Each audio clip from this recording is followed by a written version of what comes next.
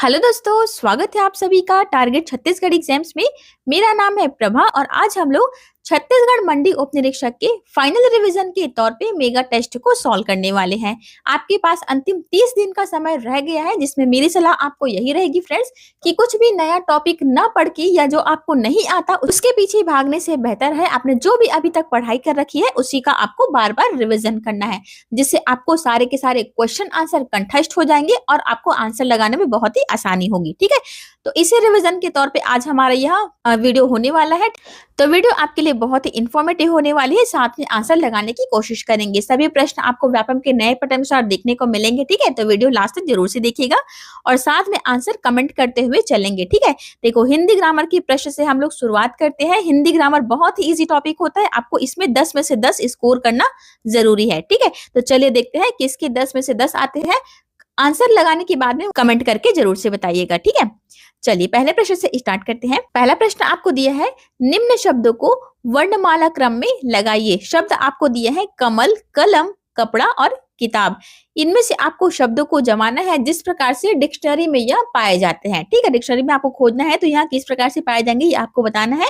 व्यापम के most favourite प्रश्न में से एक है। इस प्रकार से आपको 2 से 4 प्रश्न इसी पैटर्न की और पढ़ करके चले जाना है। इस प्रकार के प्रश्न को सॉल्व करने के लिए आपको सबसे पहले अक्षर को सबसे पहले देखना होता है। जैसे कि यहाँ पे कमल में दिया है क पहले दिया है, कलम में क पहले आया है, कपड़ा में क वर्ण जो है पहले आया है। ठीक है, यानी कि तीनों में यहाँ पे तीनों शब्द में कोई भी मात्रा नहीं लगा हुआ है। चौथे शब्द को हम देखते हैं तो क्या पाते हैं, किताब। क में यहाँ पे क्या लगा है, छोटी ई की मात्रा लगा है और जितने भी मात्रा वाले शब्द आएंगे उसको आपको सबसे लास्ट में रखना है। ठीक है, तो चौथा हमारा सबसे लास्ट होगा।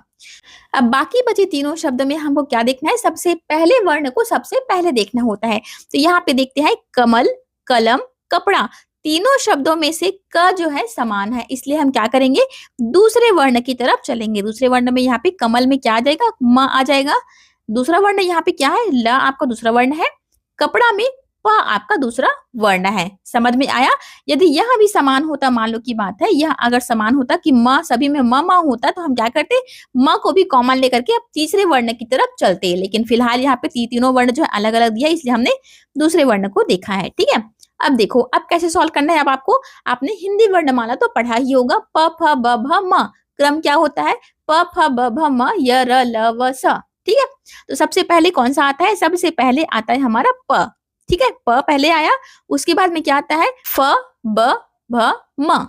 तो दूसरे में हमारा क्या आ गया, म आ गया और तीसरे में आ गया ल। ठीक है, तो सबसे पहले नंबर में कौन सा वर्ड आएगा, देखो पहले नंबर में दिया है प वाला शब्द जो कि कपड़ा है, यानी कि तीसरे नंबर का शब्द हमारा पहले नंबर का शब्द बन जाएगा। आपको अच्छे से ध्यान से ऑप्शंस को मैच करना है। यहाँ पे देखना पहले नंबर में शब्द हमारा कपड़ा है जो कि कौन से नंबर का शब्द है, तीसरा है, इसलिए मैंने तीसरा को यहाँ पे पहले लिखा है। ठीक है, तो कंफ्यूज बिल्कुल नहीं होना है यहाँ पे। दूसरे में कौन सा आएगा, दूसरे में म वाला शब्द आएगा जो कि म वाला शब्द कौन सा है, कमल, यानी कि जो कि पहले नंबर में दिया है, इसको हमने दूसरे नंबर में रख लिया। ठीक है, समझ में आ रहा है मैं किस प्रकार से जमा रही हूँ। तीसरे में कौन सा शब्द दिया है, तीसरे में दिया है आपको ल वाला शब्द जो कि दूसरे क्रम में दिया है। ठीक है, तो ये मैंने 2 लिख लिया और सबसे लास्ट में तो हमारा किताब था क्योंकि यह मात्रा वाला शब्द था। इस प्रकार से हमारा ऑप्शन क्या बन गया, 3 1 2 4। इस प्रकार का ऑप्शन दिया है, ऑप्शन नंबर सी में। समझ में आ गया ना। सबसे ज्यादा गलती हम लोग किसमें करते हैं पता है, आंसर पता होते हुए भी हम लोग क्या करते हैं, यहाँ पे ऑप्शंस को लगाने में गलती करते हैं।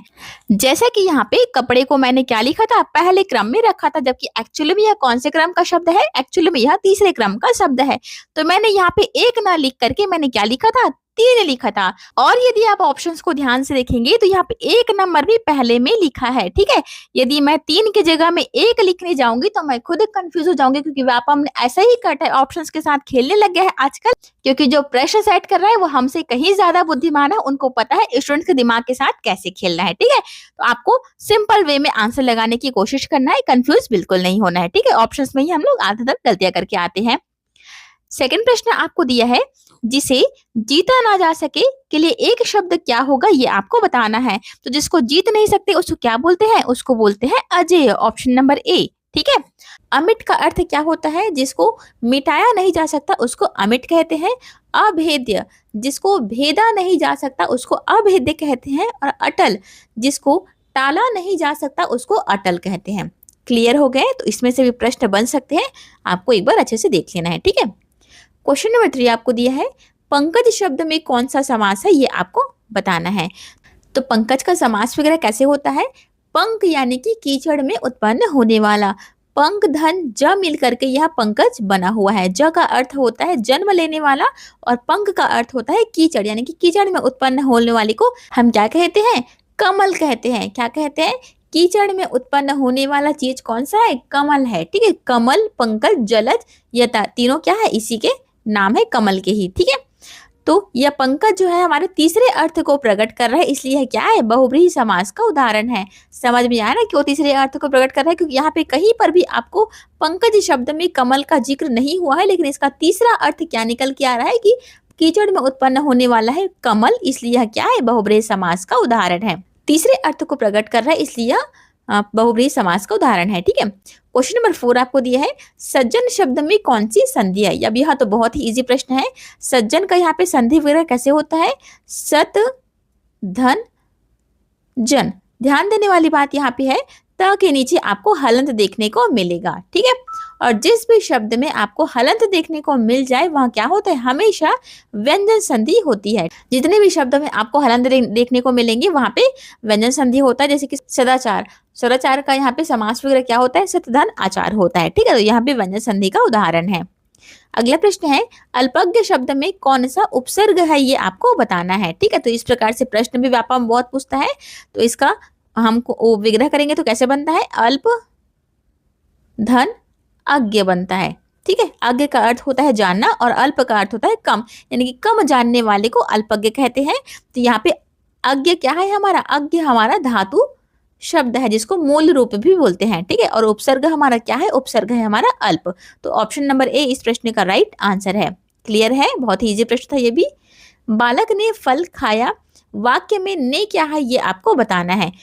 इस प्रकार से कारक और विभक्ति वाले क्वेश्चंस मैंने आपको बहुत सारे करवा दिए हैं। ठीक है, तो ने क्या है हमारा? ने आपका अवयव शब्द है। अवयव शब्द क्या होते हैं? वे शब्द जो लिंग वचन काल किसी में भी अपना रूप परिवर्तित नहीं करते हैं उसको अवयव शब्द कहते हैं। ठीक है, गमन शब्द का धातु रूप क्या होगा ये आपको बताना है। तो गमन शब्द को पहले आपको तोड़ना है। ठीक है, तो यहाँ पे तोड़ेंगे तो कैसे बनता है? गम धन अन।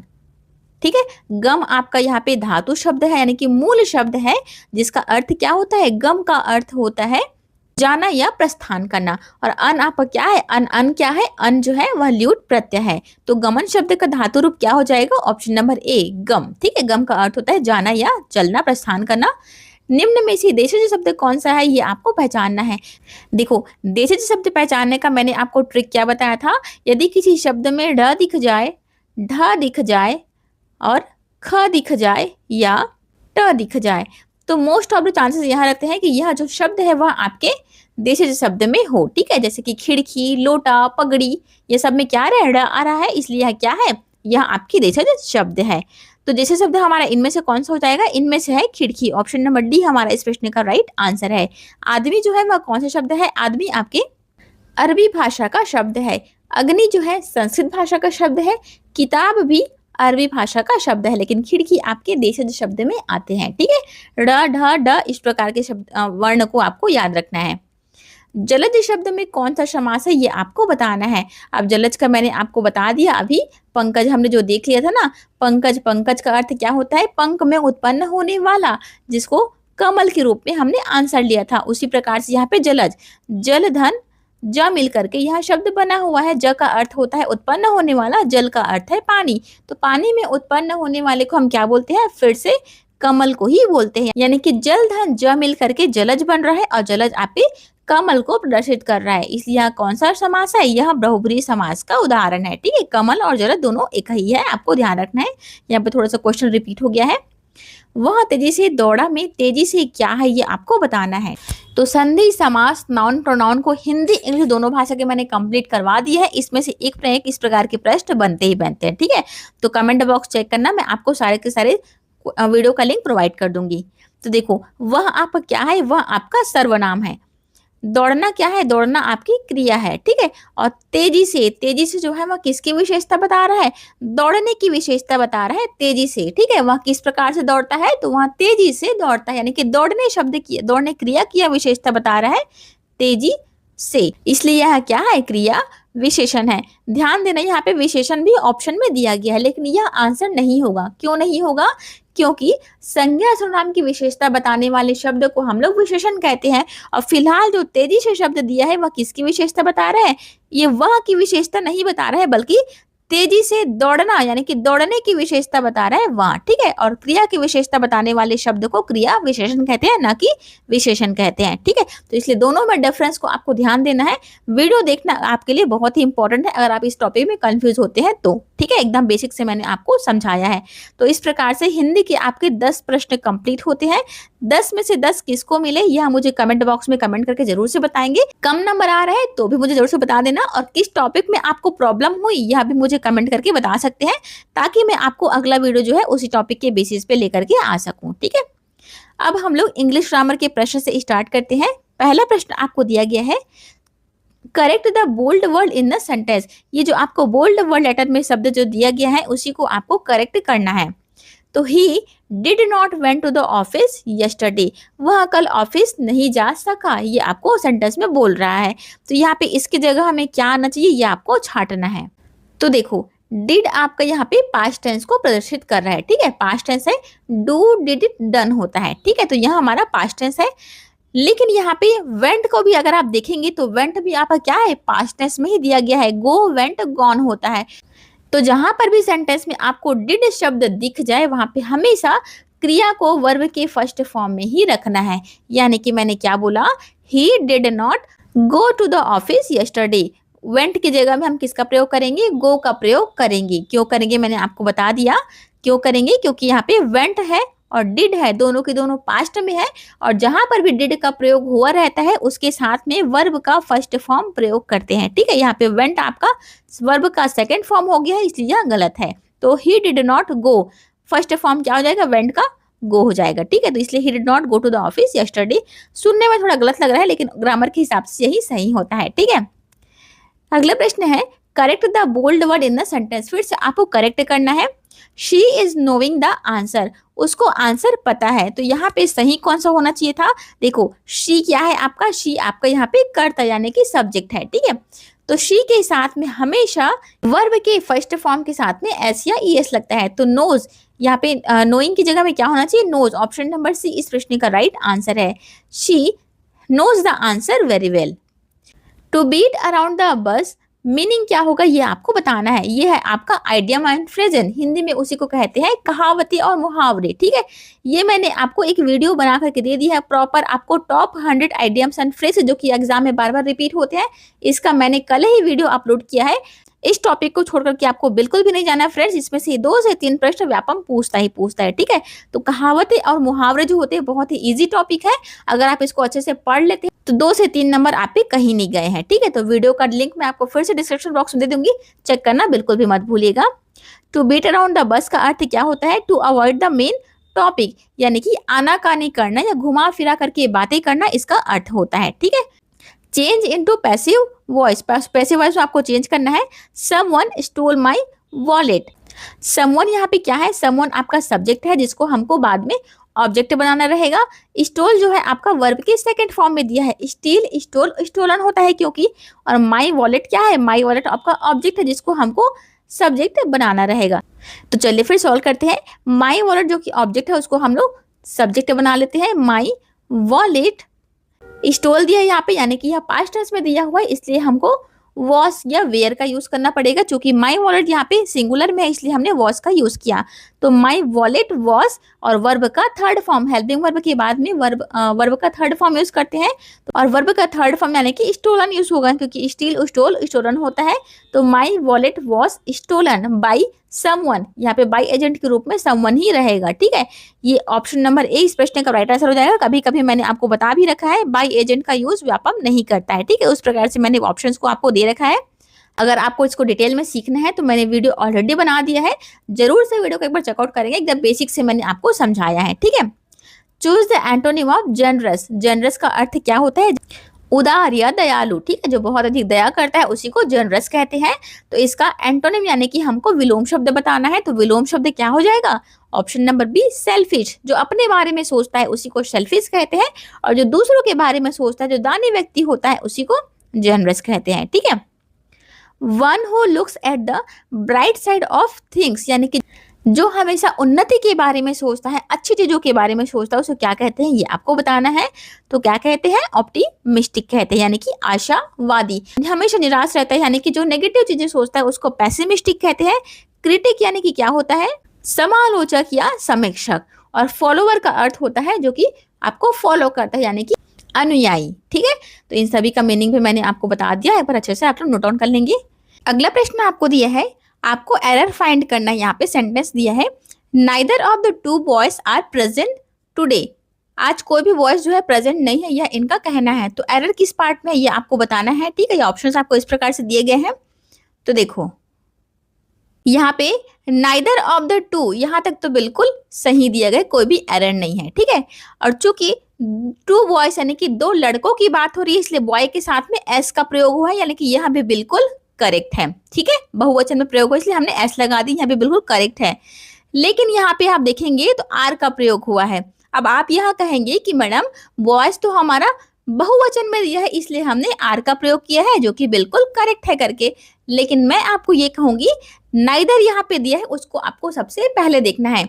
नाइदर हो गया या आइदर हो गया, इसके साथ में हमेशा सिंगुलर हेल्पिंग वर्ब का यूज होता है। ठीक है, सिंगुलर हेल्पिंग वर्ब का यूज होता है नाइदर या आइदर के साथ में। चूंकि आर हमारा क्या है? आर हमारा बहुवचन यानी कि प्लूरल में दिया है, इसके स्थान में इसका प्रयोग होना चाहिए था। ठीक है, neither of the two boys is present today. तो हमारा करेक्ट आंसर क्या हो जाएगा? ऑप्शन नंबर बी वाले पार्ट में एरर, यानी कि सॉरी सी वाले पार्ट में एरर है, आर के स्थान में इज आना चाहिए था। समझ में आ गया? नाइदर आइदर के साथ में हमेशा आपको सिंगुलर और हेल्पिंग वर्ब का यूज करना रहेगा। She is afraid blank dogs, खाली स्थान में कौन सा यहाँ पे आएगा ये आपको बताना है, कौन से शब्द आएंगे। तो शी इज अफ्रेड, अफ्रेड क्या है? आपका एक प्रकार का प्रेपोजिशन है, और अफ्रेड के साथ में फिक्स प्रेपोजिशन के रूप में क्या लगता है? फिक्स प्रेपोजिशन के रूप में ऑफ का प्रयोग होता है। ठीक है, अफ्रेड ऑफ होता है, ये आपने पढ़ा ही होगा। तो she is afraid of dog, यानी कि उनको कुत्ते से डर लगता है। ऑफ हमारा इस प्रश्न का राइट आंसर है।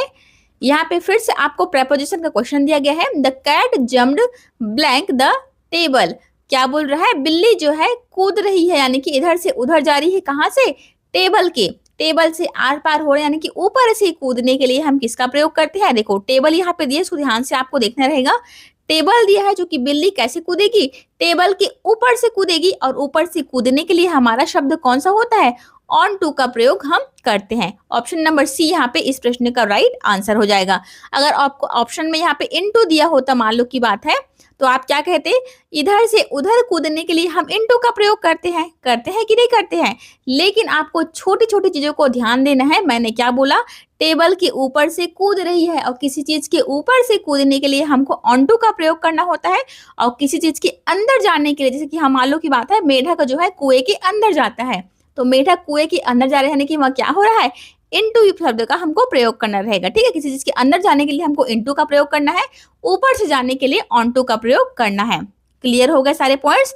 इस प्रकार से आपको छोटे छोटे चीजों का भी अच्छे से ध्यान रख के चलना है। ठीक है, चूज द करेक्ट स्पेलिंग, इस प्रकार के प्रश्न भी बनते हैं। तो यहाँ पे आपको एक नजर में देखने से क्या पता चल रहा है कि यहाँ रिसीव लिखा हुआ है। ठीक है, अब मैं अगर इस सारे ऑप्शंस को देखने जाऊंगी तो खुद ही कंफ्यूज होंगी कि कौन से शब्द सही है। इसलिए मैंने आपको क्या ट्रिक बताया है कि जैसे कि आपने एक नजर में इसको देख लिया कि हाँ यह रिसीव लिखा हुआ है, अब सारे ऑप्शंस को चेक करने के बजाय आप रिसीव का जो भी स्पेलिंग आपको पता है अलग से पहले कॉपी में आपको पेपर में लिख लेना है। ठीक है, जैसे कि रिसीव का मुझे ये वाला स्पेलिंग पता है। अब क्या करेंगे, इन सभी ऑप्शंस में से हमारा जो आंसर है उसको मिलान करेंगे। तो इस ऑप्शन से, इस आंसर से हमारा कौन सा ऑप्शन मैच हो रहा है? ऑप्शन नंबर बी मैच हो रहा है, रिसीव। ठीक है, तो ऑप्शन नंबर बी हमारा इस प्रश्न का राइट आंसर है। अगर इस तरीके से आप इस प्रश्न को सॉल्व करेंगे ना, तो 200% आपका आंसर सही होने वाला है। ठीक है, लेकिन यदि एक ऑप्शन को अगर आप चेक करने जाएंगे तो खुद ही कंफ्यूज होंगे, क्योंकि यहाँ पे देखिए थोड़ा थोड़ा डिफरेंस बस रहता है। यहाँ पे आई को ई बना दिया, ई को आई बना दिया है ना। यह चीजें जो है एग्जाम के प्रेशर में दिखती भी नहीं है हमको, इसीलिए जो मेथड मैंने आपको बताया है उसको फॉलो कीजिएगा। इस प्रकार से इंग्लिश के भी प्रश्न कंप्लीट होते हैं। अब हम लोग चलते हैं कंप्यूटर के प्रश्न में। आंसर अगर काउंट कर रहे होंगे तो 20 में से अभी तक कितने प्रश्न आपके सही हो गए, कमेंट बॉक्स में कमेंट करना बिल्कुल मत भूलिएगा। ठीक है, कंप्यूटर का पहला प्रश्न आपको दिया है मैच द फॉलोइंग, सूची 1 को आपको सूची 2 से मिलान करना है। इस प्रकार से आपको क्वेश्चन दिए गए हैं। तो देखो पहले में आपको दिया है कैच मेमोरी। कैच मेमोरी क्या होती है? तो सबसे फास्टेस्ट मेमोरी को कैच मेमोरी के रूप में जाना जाता है, ठीक है। सबसे हाई स्पीड मेमोरी होती है कैच मेमोरी। तो ए का हो जाएगा। दूसरा रोम। रोम क्या होता है? तो रोम आपका परमानेंट मेमोरी होता है, जिसको नॉन वोलेटाइल मेमोरी यानी कि स्थायी मेमोरी के रूप में भी जाना जाता है, ठीक है। रोम में इसी प्रोग्राम को क्या कहते हैं? रोम में इसी प्रोग्राम को बायोस कहते हैं। बहुत ही पूछे जाने वाला प्रश्न है बायोस, ठीक है। इसका फुल फॉर्म भी पूछता है। तो बायोस का फुल फॉर्म क्या होता है? Basic input output system. क्या बोला मैंने? Basic input output system BIOS का फुल फॉर्म होता है, जो कि रोम में इससे प्रोग्राम होता है, ठीक है। या एक प्रकार से परमानेंट मेमोरी होती है, यानी कि non volatile memory. Non volatile और वोलेटाइल में थोड़ा सा कंफ्यूजन होता है, तो आपको अच्छे से ध्यान रखना है, ठीक है। रैम क्या होता है? रैम आपका वोलेटाइल मेमोरी होता है, यानी कि यह एक प्रकार से अस्थायी मेमोरी होता है, जो कि बिजली जाने पर इसमें डेटा जो होता है वह नष्ट हो जाता है, इसलिए इसको अस्थायी मेमोरी के रूप में जाना जाता है, ठीक है। तो बी का था हमारा पहला। सी का क्या हो जाएगा? सी का तीसरा। हार्ड डिस्क क्या होता है? हार्ड डिस्क को सेकेंडरी स्टोरेज डिवाइस के रूप में जाना जाता है, ठीक है। तो डी का हो जाएगा चौथा। तो 2 1 3 4 इस प्रकार का ऑप्शन कहाँ पे दिया है? 2 1 3 4 ऑप्शन नंबर ए हमारा इस प्रश्न का राइट आंसर है। क्लियर हो गया? जो जो पॉइंट्स मैंने आपको बताया है यहाँ पे अच्छे से आपको ध्यान दे करके चलना है, ठीक है। अगला प्रश्न आपको दिया है फिर से मैच द फॉलोइंग है, सूची 1 को सूची 2 से मिलान करना है। तो पहले में आपको दिया है HTTP।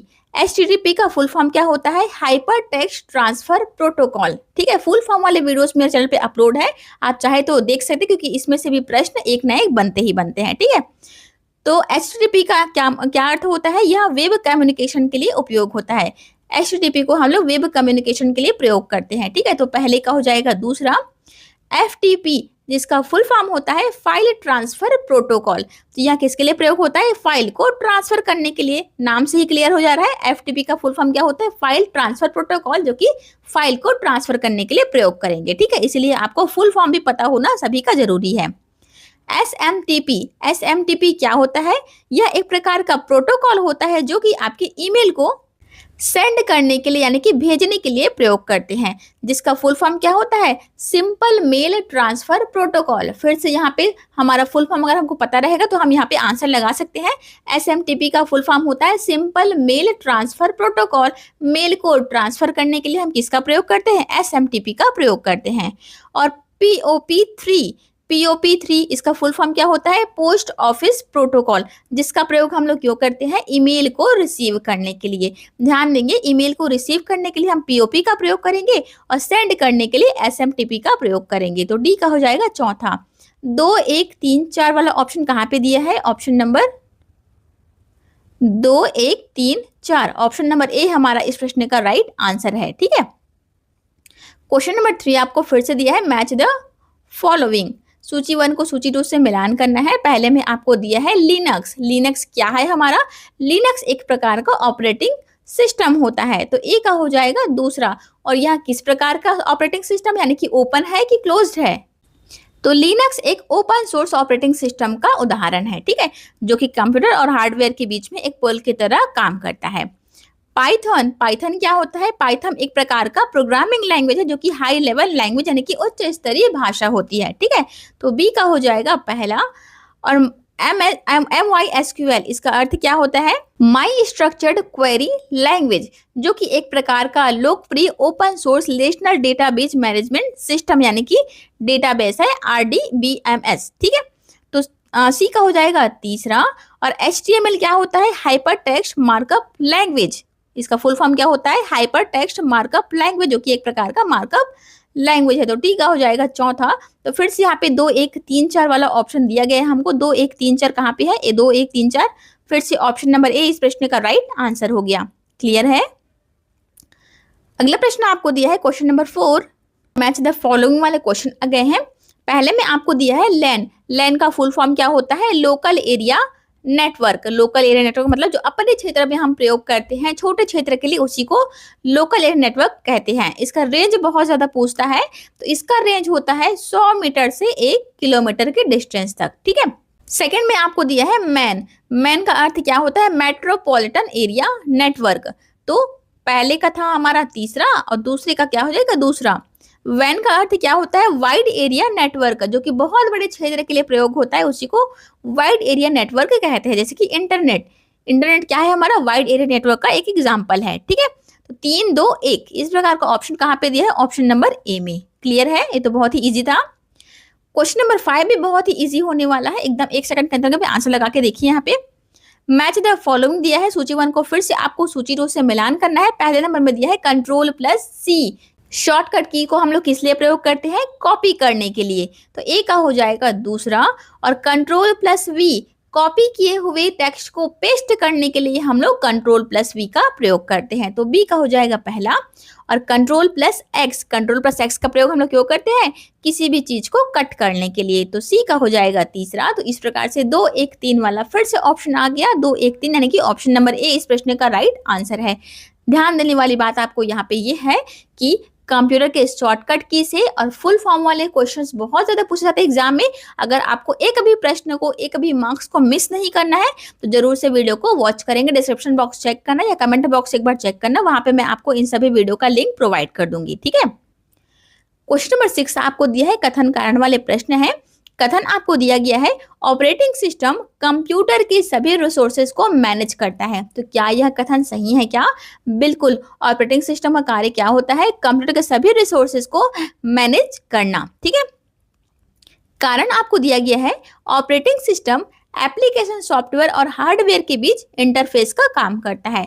तो ऑपरेटिंग सिस्टम का डेफिनेशन ही यही होता है कि हार्डवेयर और सॉफ्टवेयर यानी कि यूजर और हार्डवेयर के बीच में इंटरफेस यानी कि कम्युनिकेशन प्रोवाइड करवाना। ठीक है, तो इसका कारण भी हमारा बिल्कुल सही है और कथन भी हमारा सही था, और कारण जो है हमारा कथन का सही से व्याख्या कर रहे हैं, इसलिए इस प्रकार का ऑप्शन कहाँ पे हो जाएगा?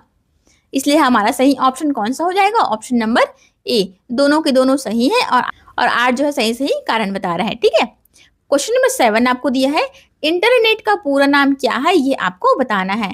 तो इंटरनेट का पूरा नाम तो आप सभी को पता ही होगा, क्या होता है? तो इंटरनेशनल नेटवर्क नहीं होता, इंटरनल नेटवर्क भी नहीं होता, इंफॉर्मेशन नेटवर्क भी नहीं होता। क्या होता है? Option number B, interconnected network. Internet का फुल फॉर्म होता है इंटरकनेक्टेड नेटवर्क। इंटरकनेक्टेड मतलब जैसे कि एक शहर को दूसरे शहर से जोड़ रहा है, एक पीसी को दूसरे पीसी से जोड़ रहा है, एक मोबाइल को हम लोग क्या कर सकते हैं? कहीं ना कहीं भी एक डेटा को दूसरी जगह डेटा ट्रांसफर करने के लिए प्रयोग हो रहा है, यानी कि एक प्रकार से यह इंटरकनेक्टेड नेटवर्क है। ठीक है, 8वें नंबर का प्रश्न है, फिर से आपको कथन और कारण वाले प्रश्न दिया है। कथन आपको दिया है, क्लाउड कंप्यूटिंग में डेटा इंटरनेट पर स्टोर किया जाता है।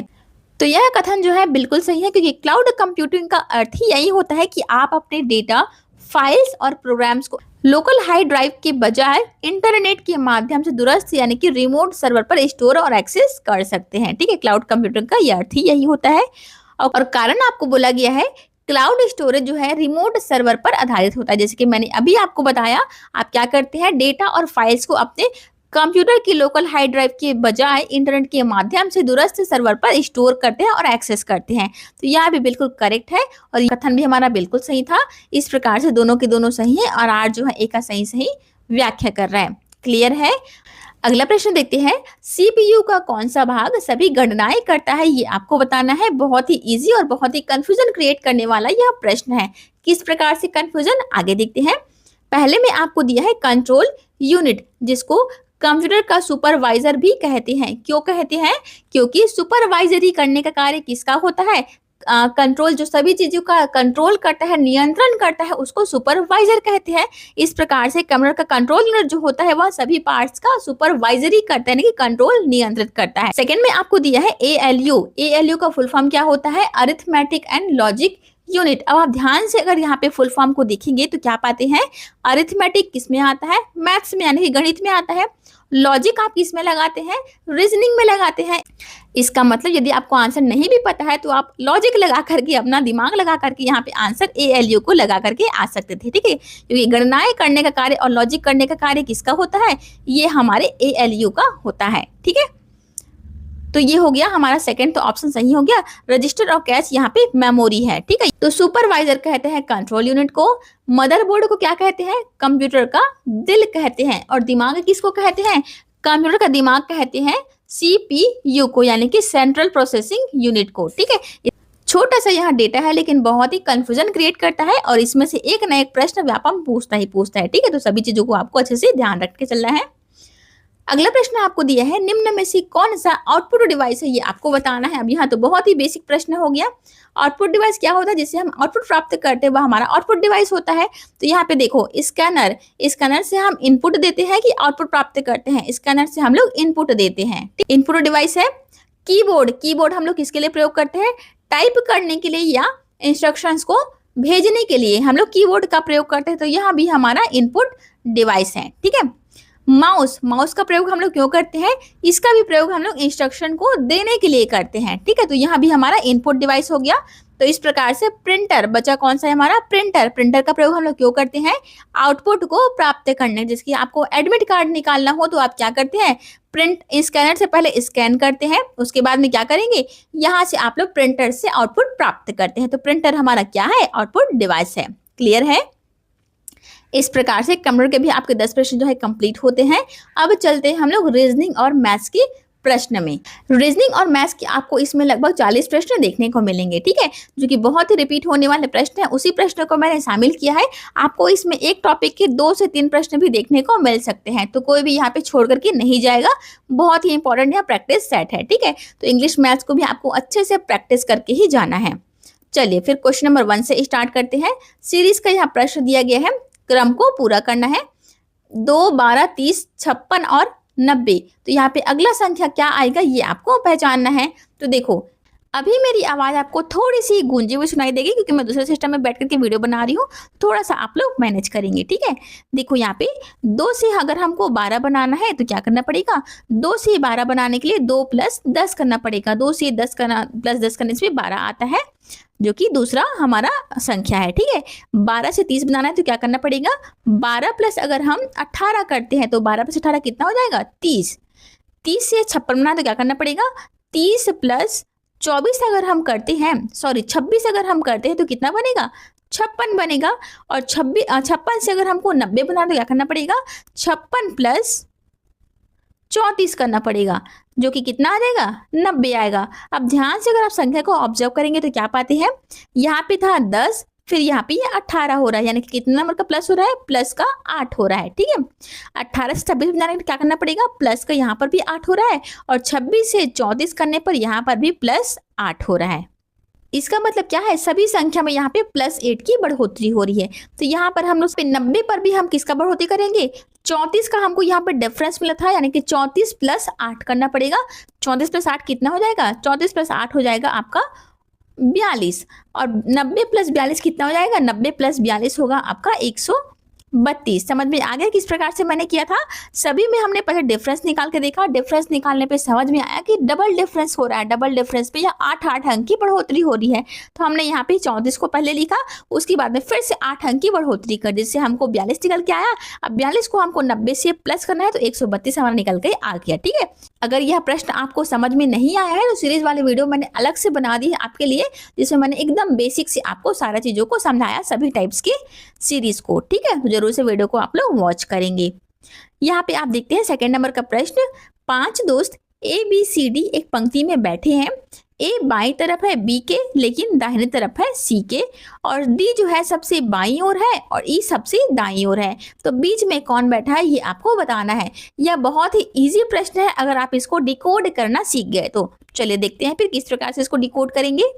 इस प्रकार के क्वेश्चंस को सॉल्व करने के लिए आपको सबसे पहले डायरेक्शन देखना होता है। ठीक है, चूंकि यहाँ पे डायरेक्शन कहीं पर भी हमको नहीं दिखा है, इसलिए हम बाय डिफॉल्ट क्या मानेंगे, बाय डिफॉल्ट हम लोग उत्तर की ओर मुख करके बैठे हैं यह मान करके चलेंगे। ठीक है, अब यहाँ पे जो भी इंस्ट्रक्शन हमको दिए गए हैं उसको फॉलो करते हैं।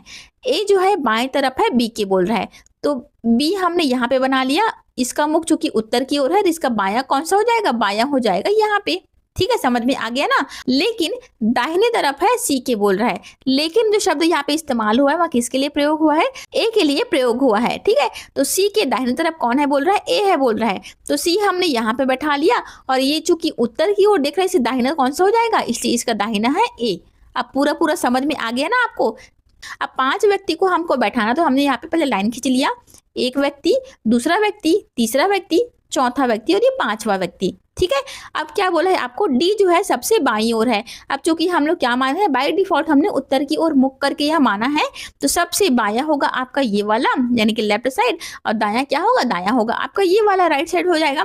तो डी सबसे बाईं ओर है बोला, तो सबसे बाईं कौन सा है, ये वाला डी, यहाँ पे यहाँ बैठा देंगे हम लोग। ठीक है, अब क्या बोला है, ई जो है सबसे दाईं ओर है, सबसे दाईं कौन सा है, ये वाला, तो ई को हमने यहाँ पर प्लेस कर दिया। अब बचे तीन जगह यहाँ पे बचे हैं और 3 व्यक्ति हमारे पास ऑलरेडी अवेलेबल है, तो सी ए बी हमने यहाँ पे बैठा दिया। समझ में आया, बहुत ही इजी यहाँ प्रश्न है। अगर आप इसको थोड़ा प्रैक्टिस करेंगे तो इस प्रकार के प्रश्न जो है ना फ्रेंड्स, बैंक में पूछे जाते थे पहले, लेकिन आजकल व्यापम भी इस प्रकार के प्रश्न को पूछ रहा है। ठीक है, तो हमको सबसे बीच में कौन बैठा है ये निकालना था। सबसे बीच में हमारा कौन बैठा है, सबसे बीच में बैठा है ऑप्शन नंबर ए, यानी कि ए व्यक्ति जो है सबसे बीच में बैठा हुआ है। ठीक है, आपको यही काम करना है। सबसे पहले डायरेक्शन अगर नहीं दिया हो तो उत्तर की ओर मान करके चलना है बाय डिफॉल्ट, और उसके बाद में जो भी इंस्ट्रक्शन दिए गए हैं उसको अच्छे से फॉलो करते हुए चलना है, फिर यह प्रश्न बन जाते हैं। ठीक है, 2-4 प्रश्न मैंने इसके और इंक्लूड किए हैं जो कि आपको अच्छे से टॉपिक क्लियर करने में मदद करेंगे। देखो क्वेश्चन नंबर 3 आपको दिया है, 7 व्यक्ति गोल मेज के चारों ओर बैठे हैं। ए जो है बी के सामने है, सी ए के बाईं ओर बैठा है, सी के सामने कौन बैठा है ये आपको बताना है। तो देखो इस प्रकार के प्रश्न को सॉल्व करने के लिए फिर से आपको क्या करना पड़ेगा, डायरेक्शन को खोजना पड़ेगा, यानी कि इसका मुख उत्तर की ओर है, पश्चिम की ओर है, अंदर की ओर है कि बाहर की ओर है, यह आपको पहले खोजना होता है। तो चूंकि यहाँ गोल मेज के चारों ओर बैठे हुए हैं और हमको मुख के बारे में नहीं डिस्क्रिप्शन नहीं दिया गया, इसलिए हम लोग बाय डिफॉल्ट क्या मानेंगे, बाय डिफॉल्ट हम लोग अंदर की ओर मुख मान करके चलेंगे। कितने व्यक्ति हो गए, 1 व्यक्ति, 2 व्यक्ति, 3, 4, 5, 6 और ये 7। ठीक है, अंदर की ओर हमने मुख बाय डिफॉल्ट मान लिया है। अब क्या बोला है, ए जो है बी के सामने है बोला है, तो सामने मतलब कि ए अगर मैंने यहाँ पे बैठा लिया तो बी को यहाँ पे बैठा देते हैं। आमने सामने का मतलब यहाँ पे आमने सामने हो गया ना। ठीक है, अब क्या बोला है यहाँ पे, सी जो है ए के बाईं ओर बैठा है। ए का बाईं कौन सा हो जाएगा, क्योंकि यहाँ अंदर की ओर देख रहा है इसलिए इसका बायां कौन सा हो जाएगा, लेफ्ट साइड होगा, इस साइड हो जाएगा। लेकिन हमको सी का यहाँ पे जगह डिसाइड किया है क्या, नहीं, सिर्फ और सिर्फ बोला गया है कि बाईं तरफ बैठा है, तो सी यहाँ पर भी आ सकता है, सी यहाँ पे भी हो सकता है, यहाँ पर भी हो सकता है, कहीं पर भी हो सकता है ना। सामने कौन बैठा है ये आपको बताना है। अब देखो यहाँ पे आप ध्यान से देखेंगे तो सी के सामने आप डिसाइड कर सकते हैं क्या, नहीं कर सकते, क्योंकि सी के सामने यहाँ पे भी हो सकता है, सी यहाँ पर भी हो सकता है और सी यहाँ पे भी हो सकता है। अगर सी यहाँ पे हुआ तो इसका सामने वाला कौन सा हो जाएगा, सामने वाला ये बंदा हो जाएगा। अगर सी यहाँ पे बैठा हुआ तो सामने वाला बंदा यहाँ पे हो जाएगा। लेकिन हमको डिस्क्रिप्शन और भी दिया है क्या, नहीं, बाकी बचे व्यक्ति के बारे में हमको कोई भी जानकारी प्राप्त नहीं है, इसलिए इसका आंसर क्या हो जाएगा, ऑप्शन नंबर ई, यानी कि निर्धारित नहीं किया जा सकता। ठीक है, जब तक हमको बाकी बचे हुए व्यक्ति के बारे में डिस्क्रिप्शन नहीं दिया गया हो हम निर्धारित नहीं कर सकते, इसलिए ऑप्शन नंबर ई इस प्रश्न का राइट आंसर है। ठीक है, और भी प्रश्न आएंगे, बने रहिएगा। क्वेश्चन नंबर 4 को देखो, पहले अक्षरों की श्रृंखला में रिक्त स्थान भरिए। यहाँ पे आपको लेटर्स दिए गए हैं BEINT, तो अगला कौन सा आएगा ये आपको बताना है। तो बी से ई में जाने के लिए कितना अक्षर छूटा है, बी के बाद में क्या आता है, सी डी, यानी कि 2 अक्षर यहाँ पे छूटा है। ई के बाद में क्या आता है, ई के बाद में आता है F G H, उसके बाद में आई आता है, यानी कि 3 अक्षर यहाँ पे छूटा है। यहाँ पे 2 छूटा था, यहाँ पे 3 छूटा है। आई से हमको एन में जाना तो क्या करना पड़ेगा, आई के बाद में क्या आता है, J K L M, उसके बाद में एन आता है, यानी कि यहाँ पे 4 छूटा है। एन से हमको टी में जाना तो क्या करना पड़ेगा, एन के बाद में क्या आता है, O P Q R S, और वो बाद में आता है टी, यानी कि यहाँ पे 5 अक्षर छूटा हुआ है। तो उसी प्रकार से हमको टी के बाद में कौन सा आएगा ये निकालना रहेगा, जो कि यहाँ पे 2 छूटा था, फिर 3 4 उसके बाद 5, तो अगला कौन सा होना चाहिए, अगला हमारा 6 लेटर यहाँ पे छूटना चाहिए। तो यहाँ पे सॉल्व करते हैं, फिर टी के बाद में क्या आना चाहिए, U V W X Y Z, 6 हुआ, 1 2 3 4 5 6, यानी कि +6 हमने किया। तो Z के बाद में क्या आना चाहिए था, Z के बाद में ध्यान देंगे वर्णमाला में आपके कितने होते हैं, लेटर्स होते हैं, 26 लेटर्स होते हैं। उसके बाद में आपको फिर से ए से स्टार्ट करना होगा, इसलिए हमारा आंसर क्या हो जाएगा, ए। लेकिन ऑप्शंस यहाँ पे मैच नहीं कर रहे हैं आंसर, लेकिन आपका ए होना चाहिए था। ठीक है, आप लोग एक काम करेंगे, इस प्रश्न को सॉल्व करके देखेंगे और कमेंट बॉक्स में मुझे कमेंट करके जरूर से बता देंगे, हो सकता है मैंने ही कुछ मिस्टेक कर दिया हो। ठीक है, आप लोग को प्रैक्टिस करना बहुत जरूरी है, क्योंकि इस प्रकार के प्रश्न व्यापम बहुत पूछता है। कमेंट बॉक्स में एक बार मुझे करेक्ट जरूर से कर दीजिएगा कि मैंने क्या गलती करी है। ठीक है, देखो नेक्स्ट प्रश्न आपको दिया है, एक व्यक्ति उत्तर में 6 किलोमीटर चलता है, फिर पश्चिम में 8 किलोमीटर, फिर दक्षिण में 2 किलोमीटर, तो वह अपने प्रारंभिक बिंदु से कितनी दूरी पर है ये आपको बताना है। ठीक है, तो इस प्रकार की डायरेक्शन वाले प्रश्न भी आपको बहुत पूछते हैं। सॉल्व करने के लिए आपको सबसे पहले डायरेक्शन बनाना होगा। ठीक है, तो ये हमने बनाया उत्तर, दक्षिण, पूरब और ये पश्चिम। स्टार्टिंग बिंदु कौन सा होता है हमारा, सबसे जो बीच का बिंदु होता है वह हमारा स्टार्टिंग पॉइंट होता है। तो चलिए यहाँ पे शुरुआत करते हैं। एक व्यक्ति जो है उत्तर में 6 किलोमीटर चलता है बोल रहा है। उत्तर हमारा कहाँ है, ऊपर की तरफ, तो 6 किलोमीटर हमने यहाँ पे चला दिया। ठीक है, फिर पश्चिम में 8 किलोमीटर, पश्चिम कहाँ पे है, लेफ्ट साइड है, तो पश्चिम में हमने 8 किलोमीटर चला दिया। फिर दक्षिण में 2 किलोमीटर चलता है बोल रहा है। दक्षिण कहाँ पे है, नीचे की तरफ, दक्षिण की तरफ हमने 2 किलोमीटर यहाँ पे चला दिया। यहाँ पे आके फिलहाल वह रुक गया है। तो अब वह प्रारंभिक बिंदु से कितनी दूरी पर है ये आपको बताना है। प्रारंभिक बिंदु कौन सा था, ये वाला था, सेंटर पॉइंट हमारा प्रारंभिक बिंदु था। अंतिम हो गया है आपका ये वाला, तो आपको इसमें से इतना दूरी जो है निकालना रहेगा। तो कैसे निकालेंगे, तो देखिए यहाँ से अगर हम इसको मिलान करते हैं तो ये दूरी कितना है, ये दूरी है आपका 8, और ये वाला दूरी कितना हो जाएगा, देखो इतना दूरी ऑलरेडी उसे चल रही है जो कि था 2 किलोमीटर, और पूरा पूरा डिस्टेंस था हमारा 6 किलोमीटर। तो 6 में से 2 गया तो कितना बचेगा, 6 में से 2 गया तो 4 बचेगा, यानी कि यह दूरी कितना है, 4 है। इस प्रकार से डायग्राम बन रहा है, देखिए ना यहाँ पे ये है आपका 4 और ये है आपका 8। आपको डिस्टेंस निकालना है, ये वाला डिस्टेंस आपको निकालना है। तो आप सभी को फॉर्मूला तो पता ही है कि कर्ण का स्क्वायर बराबर क्या होता है, कर्ण का वर्ग बराबर होता है लंब का वर्ग प्लस आधार का वर्ग। कर्ण का वर्ग हमको निकालना है, लंब कितना दिया है हमको, 4 दिया है, तो 4 का स्क्वायर प्लस आधार कितना दिया है, 8 का स्क्वायर। 4 का स्क्वायर कितना होता है 16, 8 का स्क्वायर कितना होता है 64, 16 प्लस 64 कितना हो जाएगा 80। कर्ण का स्क्वायर बराबर 80, तो कर्ण बराबर क्या हो जाएगा, कर्ण बराबर हो जाएगा √80। फिर से यहाँ पे ऑप्शंस जो है मैच नहीं हो रहे, क्योंकि यहाँ पे आंसर आपको पॉइंट में मिलेंगे। ठीक है, √80 का मान कितना होता है, 8.9 के समथिंग आना चाहिए था। ठीक है, बट ऑप्शंस यहाँ पे मैच नहीं कर रहे हैं। ऑप्शंस थोड़े से आज मिस प्रिंट हो गए हैं फ्रेंड्स। ठीक है, तो उसमें आप लोग मैनेज करेंगे। बाकी जो मेथड मैं आपको बता रही हूँ वही मेथड से आपको सॉल्व करना रहेगा। ठीक है, क्वेश्चन नंबर 7 आपको दिया है, सभी कुत्ते जानवर है और कुछ जानवर पक्षी है।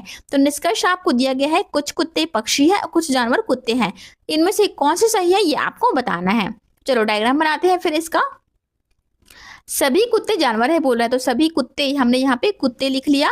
सभी कुत्ते जानवर है बोल रहे, सभी कुत्ते को हमने जानवर बना लिया। ठीक है, उसके बाद क्या बोला है, कुछ जानवर जो है पक्षी है। जानवर आपका ये बड़ा वाला गोला जो है जानवर है, और कुछ जानवर जो है पक्षी है बोल रहा है। इसका मतलब क्या है, कुछ जानवर को हमने पक्षी बना लिया। ये पहला केस हो सकता है। दूसरे केस में क्या आएगा, कुत्ता वाला कुछ पार्ट भी तो जानवर है, इसलिए हमने कुछ कुत्ते को भी इंक्लूड करते हुए पक्षी बना लिया है। ठीक है, अब आपको क्या बोला गया है, निष्कर्ष वह देखते हैं। कुछ कुत्ते जो है पक्षी है बोला है, कुत्ता आपका सेंटर वाला है, पक्षी आपका ये वाला है।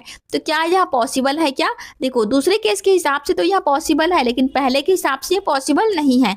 तो हम डायरेक्टली यहाँ पे नहीं कह सकते, यानी कि पहला कथन जो हमारा एकदम अच्छे से क्लियर नहीं है, तो इसको हम लोग पहला कथन को असत्य मान करके चलेंगे। सेकंड में आपको दिया है कुछ जानवर कुत्ते हैं।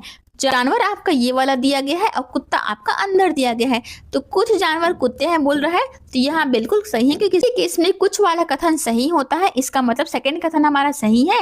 इस प्रकार से ऑप्शन नंबर बी इस प्रश्न का राइट आंसर हो गया।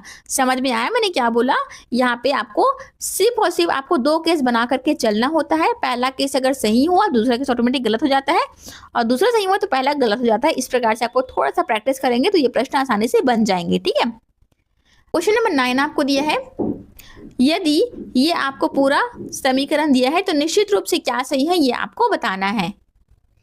तो इस प्रश्न को सॉल्व करने के सबसे पहले आपको इसको सिंप्लीफाई वे में लिखना रहेगा। ठीक है, तो सबसे पहले क्या करेंगे, जैसे जैसे हमको दिया है वैसे लिख लेते हैं। अब क्या बोला है हमको, पहले ऑप्शन चेक करते हैं। ए इज ग्रेटर देन एफ, ए आपका दिया है सबसे फ्रंट में, ये वाला है ए, एफ आपका दिया है यहाँ पे।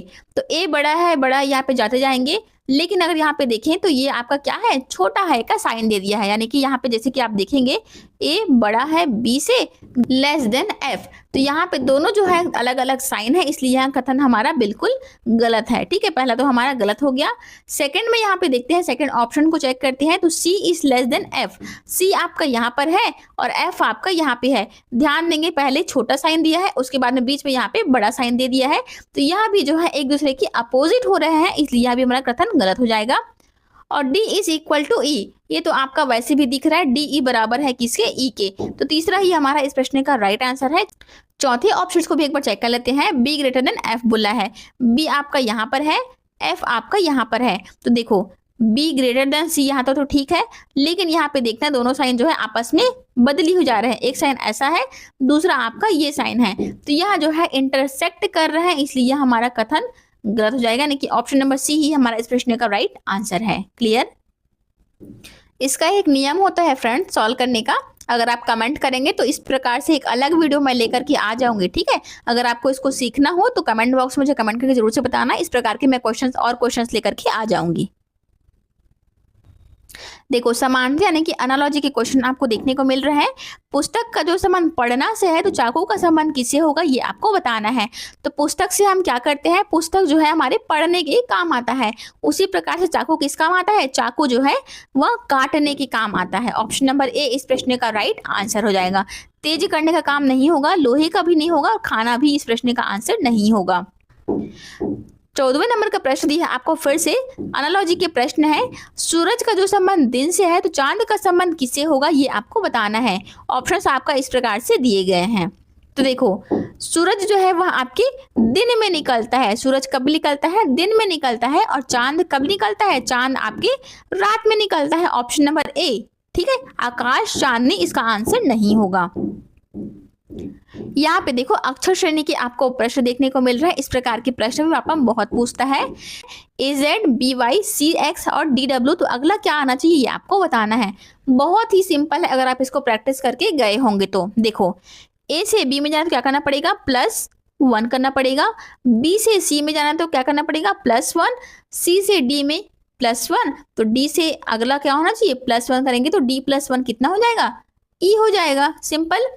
अब Z से अगर हमको Y में जाना तो क्या करना पड़ेगा, -1 करना पड़ेगा। Z के पहले क्या आता है, Y आता है, Y के पहले क्या आता है, X आता है, यानी कि -1 हो रहा है। यहाँ पर भी X से पहले W आता है और W के पहले क्या आता है, W के पहले आता है V, यानी कि EV इस प्रश्न का राइट आंसर है। सिंपल, आपको +1 और -1 करना था यहाँ पे, तो ऑप्शन नंबर ए इस प्रश्न का राइट आंसर है। ठीक है, इस प्रकार से मिक्स सीरीज वाले क्वेश्चंस भी मैंने करवा रखे हैं। मिक्स सीरीज के भी क्वेश्चन आपको देखने को मिलेंगे, जिसमें लेटर और नंबर दोनों इंक्लूड रहेंगे। ठीक है, तो उसको भी आप लोग वॉच कर देंगे। क्वेश्चन नंबर 16 आपको कोडिंग डिकोडिंग का प्रश्न दिया गया है। यदि स्मार्ट का कोड ये दिया है और प्लेन का कोड आपको ये दिया गया है, तो क्रेन का कोड क्या होगा ये आपको बचाना है। तो बहुत ही इजी है। देखो स्मार्ट का कोड आपको TNBQU दिया है। S+1 करेंगे तो कितना आता है, T आता है। यहाँ पे मैं लिख नहीं दी हूँ, आप लोग को थोड़ा ध्यान सुनना है। S के बाद में T आता है, M के बाद में N आता है, A के बाद में B आता है, R के बाद में Q आता है और T के बाद में क्या आता है, U, यानी कि सभी में इसमें +1 का सीरीज चल रहा है। ठीक है, प्लेन का कोड को भी हम लोग एक बार देख लेते हैं यहाँ पे। तो P+1 करने पे Q आता है, P के बाद क्या आता है, Q आता है, L के बाद में M आता है, A के बाद में B आता है, N के बाद में O आता है और E के बाद में F आता है। ठीक है, ये F है। तो उसी प्रकार से यहाँ पर भी +1 का सीरीज चल रहा है। तो क्रेन का भी हम लोग +1 करेंगे, तो क्रेन पहले यहाँ लिख लेते हैं, क्रेन।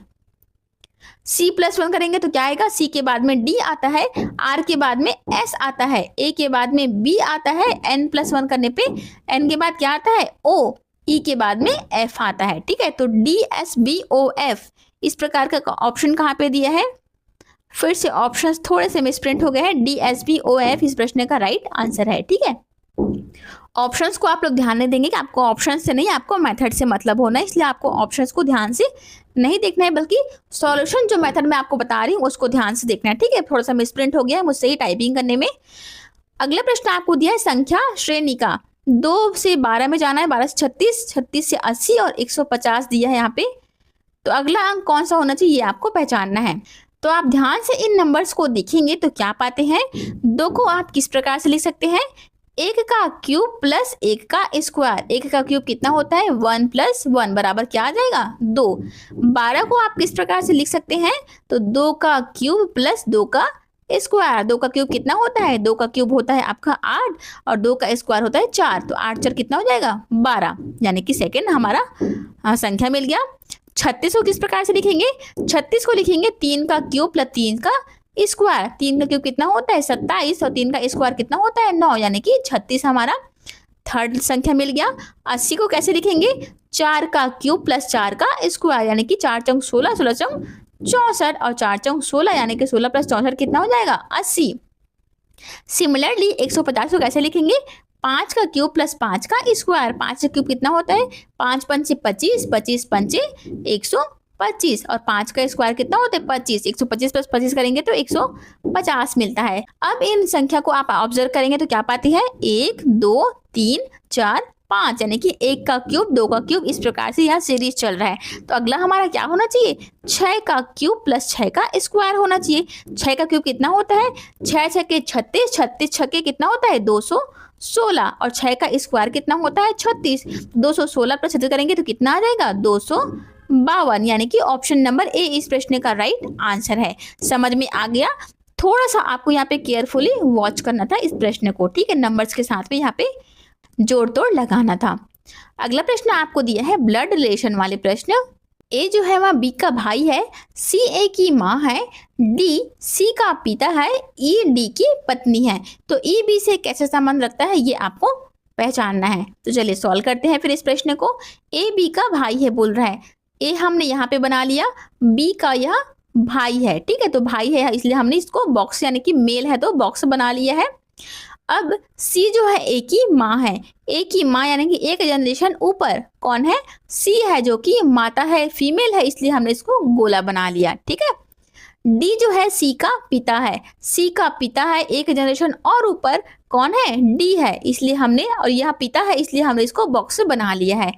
ई जो है वह डी की पत्नी है बोल रहा है, डी की पत्नी है कौन ई, पत्नी है यानी कि यह फीमेल है इसलिए हमने इसको गोला बना लिया, ठीक है। मेल फीमेल को आपको अलग अलग बनाना रहता है, चाहे आप प्लस माइनस करें गोला बनाए, कुछ भी आपको जो समझ में आता है वैसे आप कर सकते हैं। तो आपको बोला है ई जो है बी से कैसे संबंधित है यह आपको बताना है। ई आपका यहाँ पे दिया है, बी आपका यहाँ पे दिया है, ई का संबंध आपको बी से बताना है। तो चलिए देखते हैं फिर।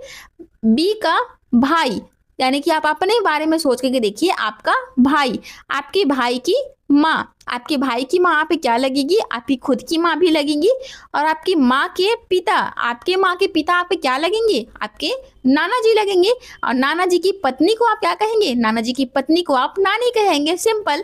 तो यहाँ पे आंसर क्या आ जाएगा, ऑप्शन नंबर ए नानी, ठीक है।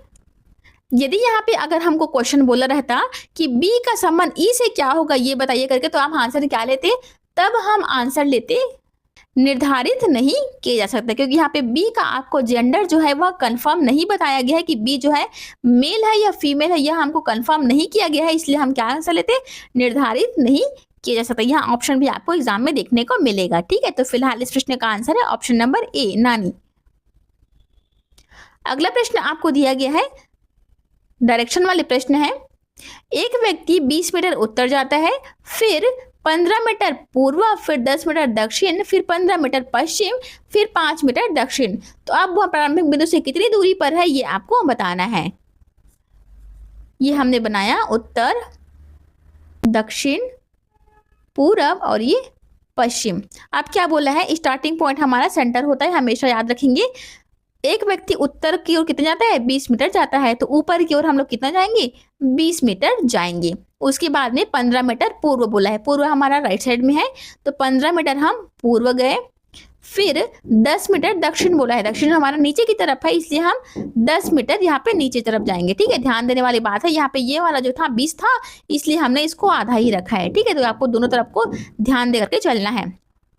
फिर बोला है 15 मीटर पश्चिम, पश्चिम हमारा किस साइड है, पश्चिम हमारा लेफ्ट की तरफ है, इसलिए हम लोग कितना जाएंगे 15 मीटर यहाँ पे पश्चिम जाएंगे। ऊपर का हम अभी हमारा 15 था, इसलिए हमने नीचे की तरफ यहाँ पे 15 को यहीं पे आकर के रोक दिया है, ठीक है। फिर 5 मीटर दक्षिण बोल, दक्षिण हमारा नीचे की तरफ है और फिलहाल व्यक्ति जो है यहाँ पे रुका हुआ है, ठीक है। और 5 मीटर नीचे आना यानी कि 5 मीटर यहाँ पे आकर के वह रुक जाएगा।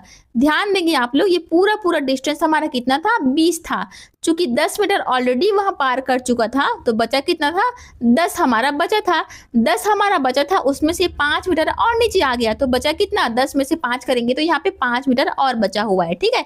यहाँ पे 5 ऑलरेडी उसने पार कर लिया है, 5 हमारा बचा था, यानी कि इतना डिस्टेंस कितना हो जाएगा 5 मीटर हो जाएगा। यही हमको पूछा गया है कि प्रारंभ बिंदु से कितनी दूरी पर है, तो कितनी दूरी पर है 5 मीटर की दूरी पर है। समझ में आया ना। सिर्फ और सिर्फ आपको यहाँ पे अच्छे से देखना रहेगा कितने डिस्टेंस में आप चल रहे हैं। डायग्राम को आप जब बड़े रूप में बनाएंगे तब आपको अच्छे समझ में आएगा। मुझे यहाँ पे थोड़ा जगह कमी हो जाती है, इसलिए मैं आपको छोटा छोटा बना करके बताती हूँ, ठीक है। जब आप बड़े रूप में बनाएंगे तो बहुत ही अच्छे से आपको डायग्राम क्लियर हो जाएंगे। मैथ्स के कुछ प्रश्नों को देख लेते हैं पहले, उसके बाद में बाकी रीजनिंग के प्रश्नों को और करवाऊंगी मैं आपको, ठीक है। देखो क्वेश्चन आपको दिया है, एक संख्या में पहले 20% की वृद्धि होती है, फिर 25% की कमी होती है, तो शुद्ध परिवर्तन क्या होगा ये आपको निकालना है। इस प्रकार के 100 प्रश्नों को सॉल्व करने के लिए मैंने आपको क्या बताया है, आपको हमेशा बेस नंबर कितना मान करके चलना है, 100 मान करके आपको चलना है, ठीक है। तो यहाँ पे सॉल्व करते हैं 100 के हिसाब से। फिर 100 हमने पहले लिख लिया, उसके बाद क्या बोला है 20% की वृद्धि होती है बोला है। अब कुछ भी चीज़ों जैसे कि आपके पास 100 रुपए है, इसमें आप 20% की वृद्धि करेंगे या 20 रुपए की वृद्धि करेंगे तो कितना हो जाएगा 120 हो जाएगा। तो वैसे ही हमने यहाँ पे 120, चूंकि परसेंट में यहाँ पे दिया इसलिए हमने बटे में 100 लिख लिया। अब सभी को आपको पता ही है परसेंट का मतलब क्या होता है, बटे में 100 होता है। फिर 25% की कमी होता है बोला है। अब आपके पास 100 रुपए है, उसमें से 25% आप निकाल लेंगे तो कितना बचेगा 75 रुपए बचेगा। तो हम क्या करेंगे, गुणे का यहाँ पे 75 और परसेंट दिया इसलिए हमने बटे में 100 लिख लिया। अब ये बस आपका आंसर आ गया, समझ लीजिए। इसको सॉल्व करेंगे, 100 से 100 कैंसिल, 0 से 0 कैंसिल, और कुछ कैंसिल हो सकता है क्या, 5 दूनी 10, 5 एकम 5 और 5 पंचे 25, 2 एकम 2, 2 छक्के 12, कितना बन गया 6 गुनी 15, 6 गुनी 15 कितना होता है, 15 छक्के 90 होता है, ठीक है। 90 आपका क्या है, परसेंट में आया हुआ या आंसर है, ठीक है। अब 90 हमारा आंसर हुआ क्या, नहीं, 90 हमारा आंसर नहीं होगा। देखो शुद्ध मूल्य यानी कि बेस मूल्य हमारा क्या था, बेस मूल्य था हमारा 100 था, 100% था। नया मूल्य हमारा कितना निकल के आया है, नया मूल्य निकल के आया है 90%। तो यह कम है कि ज्यादा है, यह हमारा 100 से कम है, इसलिए यह कमी होगा। और कमी भी कितने परसेंट की कमी, 100 से 90 में कितने परसेंट की कमी हो जा रही है, 10% की कमी हो रही है। इसलिए आंसर हमारा क्या हो जाएगा, ऑप्शन नंबर सी, ये हो जाएगा ऑप्शन नंबर सी इस प्रश्न का राइट आंसर। ध्यान देंगे यहाँ पे 100 हमारा था पहले से, 90 हमारा नया मूल्य आया, इसलिए हमने क्या है, क्या आंसर लिया है, कमी को आंसर लिया है। यदि यही अगर हमारा आंसर जो नया मूल्य निकल के आता, मान लो 110 निकल के आता, ठीक है, 110%, तो हम आंसर क्या करते, 100 से 110 में कितने परसेंट की बढ़ोतरी हो रही है, 10% की, और बढ़ोतरी हो रही है 10% की वृद्धि को हम लोग आंसर लेते हैं, ठीक है। तो यहाँ पे कमी और वृद्धि दोनों प्रकार के आपको ऑप्शन दिए रहेंगे, ध्यान से आपको ऑप्शंस को लगाना रहेगा, ठीक है। चलो टाइम एंड वर्क में एक प्रश्न देख लेते हैं। ए और बी मिल करके 12 दिन में काम करते हैं, बी और सी मिल करके 15 दिन में काम करते हैं, ए और सी मिल करके 20 दिन में, तो ए अकेला जो है कितने समय में काम करेगा, ये आपको पहचानना है। इस प्रकार के प्रश्न व्यापम के फेवरेट प्रश्न में से एक है, एक न एक प्रश्न बनता ही है, ठीक है। तो यहाँ पे देखो ए और बी मिल करके 12 दिन में करता है बोल रहा है, तो हम क्या करेंगे, ए प्लस बी कितने दिन में करता है, तो 1/12 लिख लिया हमने। आपको पता ही होगा दिन को अगर आप उल्टा करेंगे तो यह कार्य बन जाता है, ठीक है, क्योंकि वर्क का अपोजिट क्या होता है, टाइम होता है, इसीलिए। अब बी और सी मिल करके 15 दिन में करते हैं, तो हम यहाँ पे प्लस करके बी और सी लिख लेते हैं। कितने दिन में करते हैं, 1/15 कार्य करते हैं। ए और सी मिल करके 20 दिन में करते हैं, तो यहाँ पे फिर से हमने प्लस किया, ए प्लस सी लिख लिया, बराबर करके यहाँ पे कितने दिन में करते हैं बोल रहा है, 20 दिन में, यानी कि 1/20 कार्य करते हैं। अब सभी को प्लस करने पे हम क्या पाते हैं, 2 यहाँ पे ए दिया है, 2 बी दिया है, 2 सी दिया है, यानी कि 2 times a plus 2 times b plus 2 times c, बराबर करेंगे। यहाँ पे तीनों का एलसीएम निकालने पे कितना आता है, तीनों का एलसीएम निकालने पे 60 आता है। तो 12 से 60 को गुणा भाग करेंगे तो कितना आता है, 12 पंचे 60, 15 चौक 60, तो इसलिए हमने 4 से गुणा कर दिया। और 60 को 20 से भाग देने पे कितना आता है? 3 आता है, तो 20 यहाँ पे 3 कर देंगे। तो पूरा पूरा हमारा क्या बन गया? 5 एकम 5 प्लस 4 एकम 4 प्लस 3 एकम 3। इसको सॉल्व करने पे क्या पाएंगे? 2 को यहाँ पे हम बाहर निकाल देते हैं। 2 को बाहर निकाला, बचा क्या अंदर में? a प्लस बी प्लस सी बराबर किए 4 3 7 और 7 5 12, 12/60 कैंसिल करेंगे तो क्या बनेगा? 12 एकम 12, 12 पंचे 60। ठीक है, यानी कि यहाँ पे हम कह सकते हैं कि a प्लस बी प्लस सी का वैल्यू कितना आया? a प्लस बी प्लस सी का वैल्यू निकल के आया। इस दो को जब ट्रांसफर करेंगे तो 1/10। ठीक है, हमको निकालना क्या था? a का अकेले कार्य हमको निकालना है, और जबकि यहाँ पे a प्लस बी प्लस सी तीनों का मिला जुला कार्य हमको हमारे पास निकल करके आया है। तो अब कैसे सॉल्व करेंगे? यहाँ पे आप देखेंगे तो b और c का मिला जुला कार्य आपको दिया गया था 15 दिन का दिया गया है। तो 15 दिन का यहाँ पे, एक सेकंड, तो ये b और c का मान हमको दिया है 15 दिन का, यानी कि 1/15 कार्य। तो a प्लस 1/15 बराबर क्या हो जाएगा? 1/10 हो जाएगा। जब इसको ट्रांसफर करेंगे तो क्या बनेगा? a बराबर बनेगा 1/10 माइनस 1/15। फिर से एलसीएम निकालेंगे तो क्या बनेगा? यह एलसीएम निकालने पे यह बनेगा 30। ठीक है, तो यहाँ पे 10 को 30 से भाग करेंगे तो कितना आएगा? 3 आएगा। 30 को 15 से भाग देने पे 2 आएगा। तो 3 माइनस 2, 1/30, यानी कि 1/30 हमारा यह कार्य निकल के आया। ध्यान देंगे 1/30 हमारा क्या है? कार्य है। लेकिन हमको यहाँ पे समय निकालना था, तो मैंने अभी क्या बताया आपको? वर्ग के अपोजिट होता है कार्य। ठीक है, तो यहाँ पे 1/30 कैंसिल करते हैं। पहले 1/30 जो था वह हमारा कार्य था, हमको निकालना है समय। तो इसको फिर उल्टा कर देंगे तो 30 दिन हमारा क्या हो जाएगा? 30 दिन हमारा। तो ऑप्शन नंबर ए इस प्रश्न का राइट आंसर है। थोड़ा सा जगह की कमी हो गई, इसलिए आपको थोड़ा सा समझने में परेशानी हो गई होगी। ठीक है, लेकिन ऐसे ही आपको सॉल्व करना है। पहले a और b को जोड़ देना है, फिर b c को, फिर a c को। तीनों को मिलाने पे हमारे पास 2 टाइम्स a b c मिल करके आएगा। ठीक है, उसके बाद में इसको जब ट्रांसफर करेंगे तो क्या बच जाएगा? हमारे पास सिर्फ और सिर्फ a b और c का वैल्यू बचेगा। b c का मान हमको ऑलरेडी दिया हुआ है, इसलिए यहाँ पे क्या करेंगे? b c का मान को पुट कर देंगे। फिर ट्रांसफर करने पे क्या पाएंगे? सिर्फ और सिर्फ a का मान हमको निकल करके आ जाएगा। क्लियर है? थोड़ा सा डिफिकल्ट है, लेकिन ये व्यापम के फेवरेट प्रश्न में से एक है। बार बार बोल रही हूँ, इस प्रकार की 2-4 प्रश्नों को और प्रैक्टिस करके चले जाएंगे आप लोग। ठीक है, क्वेश्चन नंबर 28 है। आपको अनुपात और समानुपात का प्रश्न दिया गया है। यदि a अनुपात b बराबर 3:4 है, b अनुपात c बराबर 5:6 है, c अनुपात d बराबर 2:3 है, तो आपको a अनुपात d का वैल्यू क्या होगा ये आपको निकालना है। अब इसको निकालने के लिए आपके पास 3 से 4 मेथड अवेलेबल है। ठीक है, 3 से 4 मेथड आपको देखने को मिल जाएंगे। सबसे इजी मेथड को मैं आपको बताती हूँ, जिससे आप 1 सेकंड के अंतर्गत में आंसर ला सकते हैं। ठीक है, तो वह इजी मेथड कौन सा है? देखो, a अनुपात d, यानी कि a/d हमको निकालना है। अनुपात का मतलब ही क्या होता है? बटा होता है। तो यहाँ पे अगर मैं लिखूं इसको a/b गुणा b/c गुणा c/d। ठीक है, अगर मैं इसको कैंसिल करने जाऊं तो यहाँ से b से b कैंसिल हो जाएगा, c से c, यानी कि पूरा पूरा क्या बचा? a/d ही बचा। ठीक है, इसका मतलब क्या है? ये जो हमारा हमने लिखा है इसको फैला करके उस प्रकार से हम आंसर ला सकते हैं। तो चलो फिर यहाँ पे वैल्यू पुट कर देते हैं। a अनुपात d का वैल्यू हमको निकालना है। a/b का वैल्यू कितना दिया है? 3/4 दिया है, तो 3/4 हमने लिख लिया, गुणा किया। b/c का वैल्यू कितना दिया है? 5/6 दिया है, और c/d का वैल्यू दिया है 2/3। अब जब इसको कैंसिल करेंगे तो क्या पाएंगे? 2 तिया 6, 3 से 3 कैंसिल, क्या बच गया? और 5/4 तिया 12, यानी कि 5/12 हमारा a अनुपात d का आंसर हो गया। फिर से यहाँ पे ऑप्शंस की कमी हो गई है क्या? 5/12 ही आपका आंसर है ना। यहाँ पे a अनुपात d का हमको वैल्यू निकाला था, तो हमने क्या किया? a/b, b/c और c/d इसको फैला करके लिख लिया, जिससे हमको a अनुपात d ही लास्ट में मिलता है। क्योंकि हमको यहाँ पे वैल्यू दिया गया था, उस हिसाब से हमने इसको मार्क किया है। तो ट्रिक अच्छी लगी हो तो लाइक करना बिल्कुल भी नहीं भूलेंगे, और अभी तक अगर आपने लाइक नहीं किया है तो लाइक करना बनता ही बनता है। ठीक है, अभी तक आप वीडियो देख रहे हैं, इसका मतलब आपको वीडियो जो है हेल्पफुल लग रहा है, और हेल्पफुल लग रहा है तो आपको अपने हिसाब से थोड़ा सा कंट्रीब्यूशन भी करना है, लाइक और शेयर करके। ठीक है, तो लाइक शेयर करना बिल्कुल भी नहीं भूलेंगे। अगला प्रश्न है, 10 संख्याओं का औसत जो है 50 है।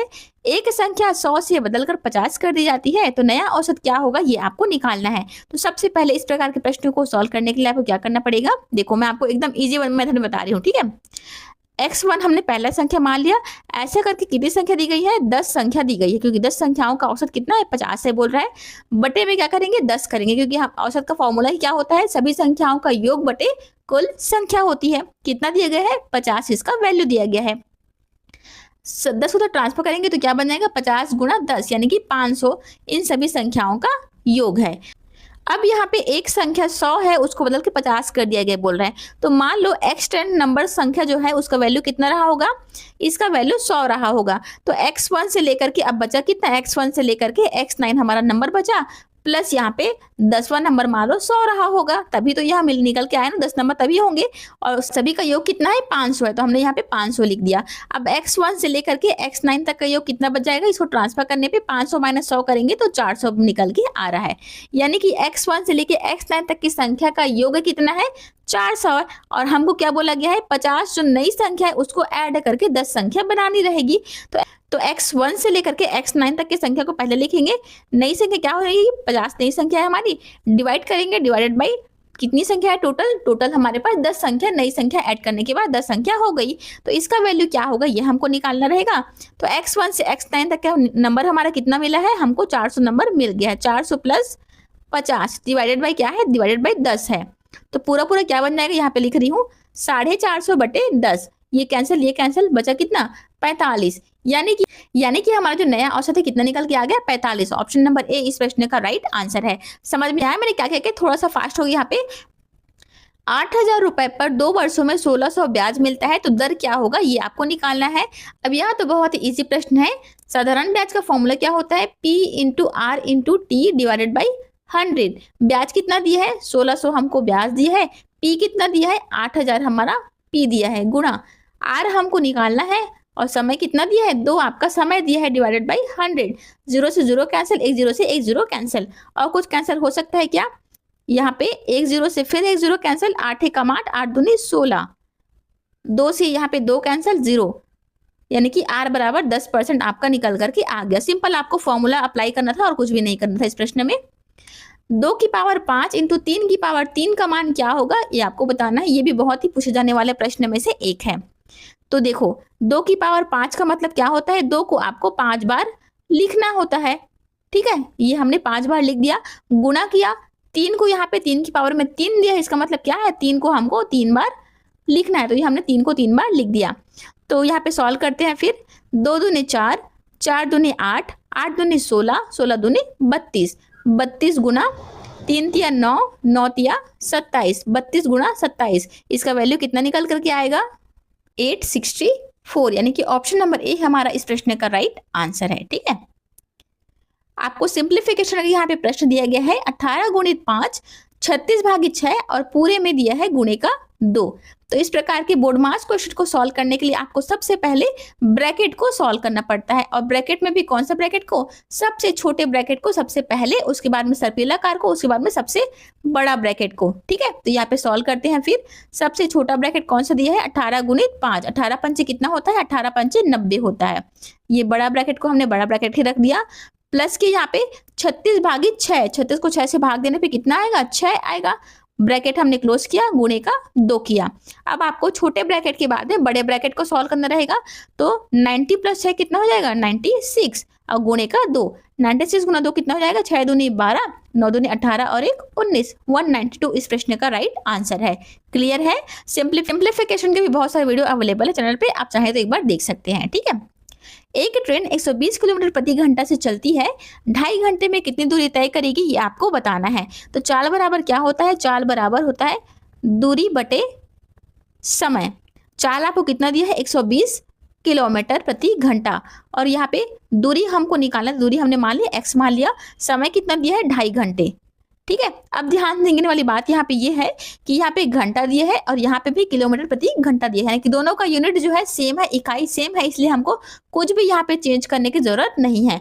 यदि ये मिनट में दिया होता या ये मिनट में दिया होता तो हम लोग यूनिट चेंज करना पड़ता। ठीक है, तो यहाँ पे दशमलव को हटाने के लिए हम क्या करेंगे, ऊपर में 10 का गुणा करेंगे। अब किस प्रकार से बन जाएगा, यहाँ ट्रांसफर करेंगे तो 25 को तो ट्रांसफर करेंगे और 10 को भी ट्रांसफर करेंगे, तो x बराबर क्या निकल के आ जाएगा, 120 बटा 10 गुणा 25, 0 से 0 कैंसिल, पूरा क्या बचा, 25 गुना 12, 12 गुणित 25 करने से कितना आता है, 300।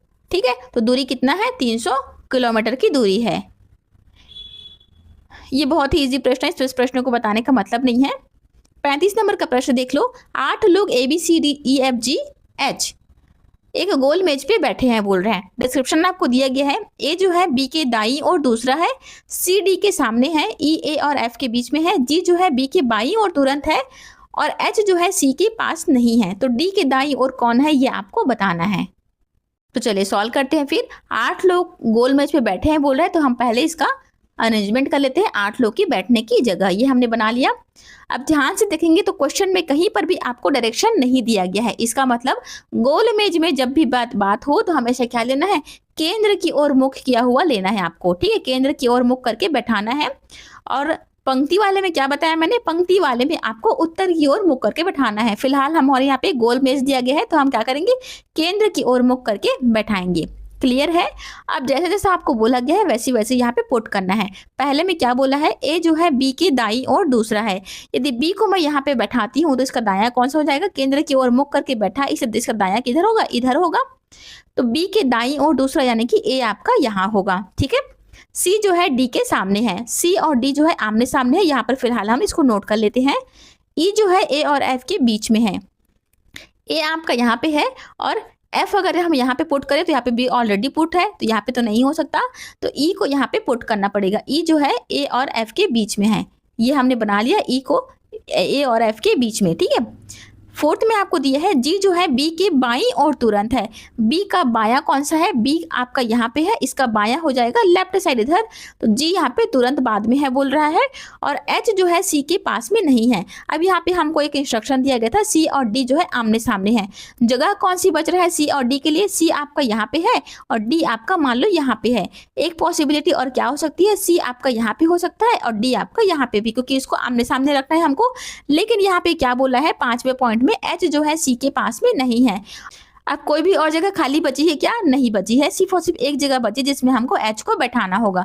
लेकिन यहाँ पे क्या बोला है इंस्ट्रक्शन में, एच जो है वह सी के पास में नहीं बैठा होना चाहिए था, इसलिए यहाँ पे डी को ही बैठाना पड़ेगा हमको मजबूरी में, सी को नहीं बैठा सकते क्योंकि एच और सी आमने सामने पास में नहीं होना चाहिए बोला है, ठीक है।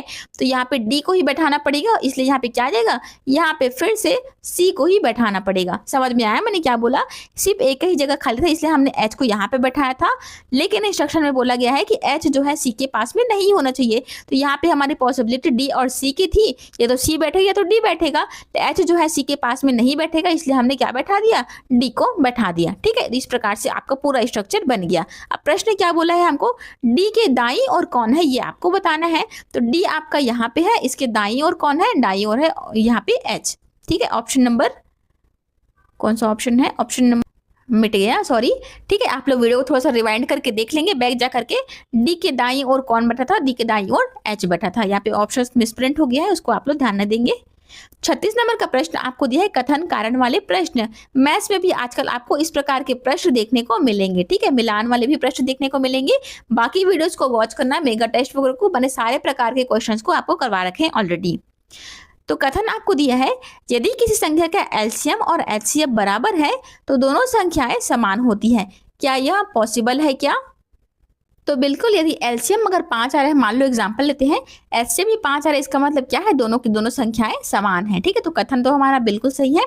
कारण आपको दिया गया है, एलसीएम हमेशा एचसीएफ का गुणज होता है, एचसीएफ से हमेशा बड़ा होता है एलसीएम, जो कि हमेशा एचसीएफ का गुणज होता है, ठीक है। तो दोनों के दोनों कथन जो है बिल्कुल सही है, और कथन जो है कारण का सही सही व्याख्या कर रहा है। ओके, अगला प्रश्न आपको फिर से रैंकिंग का दिया गया है, ठीक है। इस प्रकार के प्रश्न आते हैं।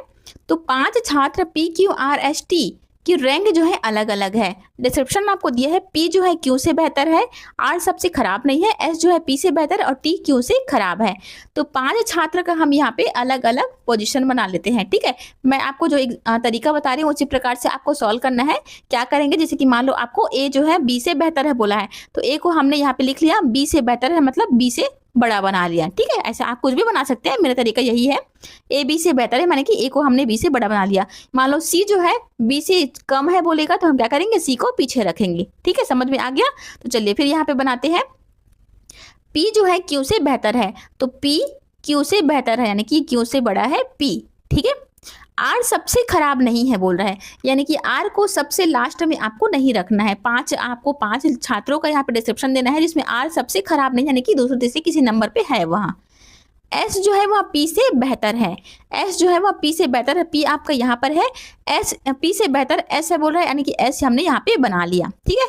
टी जो है वह क्यू से खराब है, क्यू आपका यहाँ पर है, कलर चेंज करते हैं पहले। अब देखो आर को सबसे खराब में नहीं रखना, कि 5वें नंबर में आर को नहीं रखना है, तो क्यों के बाद में यहाँ पे आर आएगा और सबसे लास्ट में टी आएगा। यहाँ पे जस्टिफाई भी हो जा रहा है, देखो क्यू से खराब कौन हो जा रहा है, क्यू से खराब टी हो रहा है और आर भी खराब है, ठीक है। यानी कि यहाँ पे क्या है, यानी कि हम कह सकते हैं कि टी जो है सबसे खराब है, सेकेंड नंबर पे है आर, थर्ड में है क्यू, फोर्थ में पी और सबसे अच्छा है एस, ठीक है। हमको यही पूछा गया है सबसे अच्छा कौन है, सबसे अच्छा है एस का रैंक। क्लियर है। तो इस प्रकार से रैंकिंग वाले क्वेश्चन भी आपको देखने को मिलेंगे।